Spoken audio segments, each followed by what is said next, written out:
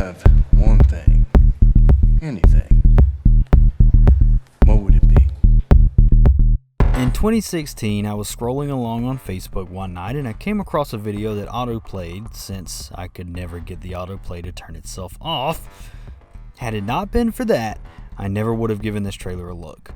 But there it was, forcing itself into my brain.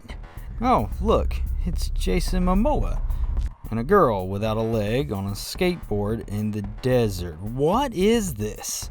I decided I had to watch whatever this was before I'd even finished the trailer, but it wasn't in theaters near me, so I had to wait. Now eventually it popped up on Netflix, and it's still there. I enjoyed every single weird and beautiful second of this film. Initially, it was going to go in my weird but great category of reviews, but upon watching a second and now third time, I can without a doubt say that The Bad Batch is totally underrated. Let's be clear, it's likely you won't know what the hell you're watching the first time you see this, but if you can at least appreciate blisteringly brilliant cinematography and weird music choices to go along with some dark and sometimes overtly disturbing imagery, you'll feel at home anyway. To begin with, we're given almost no exposition. Actually, we aren't given any at all. We hear what sounds like a jail and someone being released, someone named Arlen. Finally, a picture pops up, someone being tattooed with a serial number. This is what they do to the Bad Batch inmates, and the film leaves it purely up to us to decide what that means. Arlen is then shoved out into the desert by the corrections officers and locked out of the fence surrounding the prison with just a sandwich, some of her belongings, and a jug of water. Only, this isn't just the prison. As she's walking away, we see a sign that explains she's leaving the territory of Texas, and that she no longer is a citizen of the United States. It isn't long until Arlen is bum rushed by some mystery figures. And we aren't really told why they're after her, but obviously it can't be good, right? Actually, they're cannibals, and they are having Arlen for dinner. I'm not gonna lie, this doesn't show much gore, but it's still a disturbing scene, and it's made much more so by Arlen's screams and muffled pleas for mercy. It's not for the squeamish, that's for sure.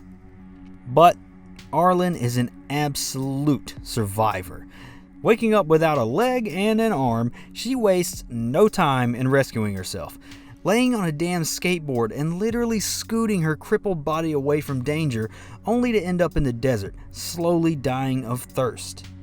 Eventually, Arlen scoots past a "Find Comfort" sign, which is hilarious and also a bit of advice all in the same. Comfort, you see, is an actual place. 5 months later, Arlen has more or less recovered and is in Comfort, a sort of gypsy village surrounded by a wall of shipping containers and armed guards, no doubt protecting themselves from the cannibals in the desert. Basically, Comfort is Venice Beach without the beach, and a little more Mad Max. I mean that in the best way possible. If Aaron Paul from Breaking Bad had done way too much of that meth he cooked up, he would pretty much end up as Giovanni Ribisci's character here, who plays no part in this story other than being a crazy dirtbag who also kind of looks like Linus from Charlie Brown. He's delightfully insane, just like the rest of this movie. The film is just so atmospheric and mesmerizing. Sometimes it really does feel more like a music video than anything, but you know what? That's okay. We're all along on this weird little ride. It isn't long before the Cuban monstrosity known as Miami Man pops up on screen. Jason Momoa is bigger than he's ever been here, and looks slightly more murdery than usual. Fitting, since he is the leader of the Bridge People, the technical name for the cannibals everyone in Comfort are hiding from. Now he's got a daughter he obviously cares for, and, well, he paints. Quite well. Is he using a Walkman? Now the film gets a little more interesting here, because just after Miami Man kills another one of the prisoners and chops her to bits, I'm not going to show that part, because I will get demonetized. It's gross, but Cannibals. Good stuff. Yeah.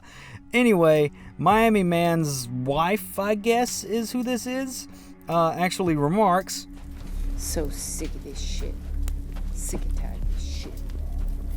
but Miami Man is simply doing whatever he needs to do to ensure his daughter survives. Everyone in this story is just doing what they need to do to survive, save for one guy. Now I'll get to him later on. Now Arlen eventually gets a hold of a gun and, like any revenge-starved convict would, sets back out into the desert to find the cannibals. Now the first people she runs into are Miami Man's wife and his daughter, out rummaging through trash just to find some supplies.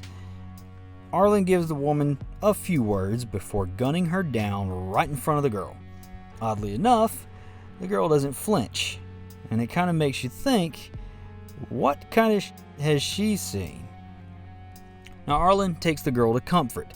I guess she doesn't want to leave her out in the desert just to die or fend for herself, and possibly a little bit of maternal instinct, I don't know. But anyway, she takes Miami Man's daughter to comfort. And soon after, Miami Man kind of realizes it's been a while since his wife and kid have been out, and he sets out to find them.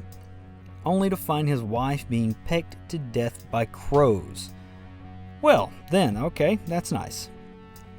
Jim Carrey, the crazy hobo, is nearby and directs Miami Man and his scooter to comfort. Now this is where the movie truly begins, or at least where it evolves.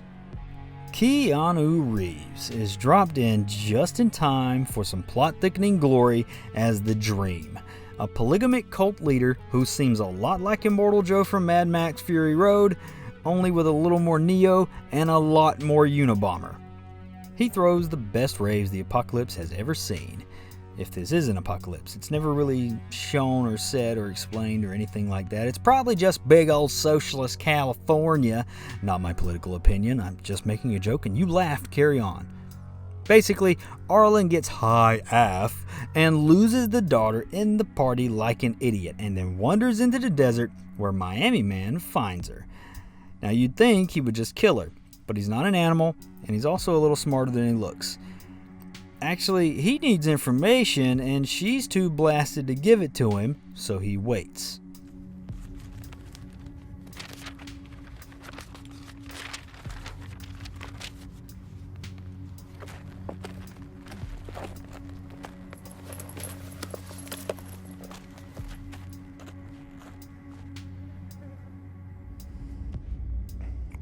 I'm going to take you to comfort, and you will go inside and find her for me.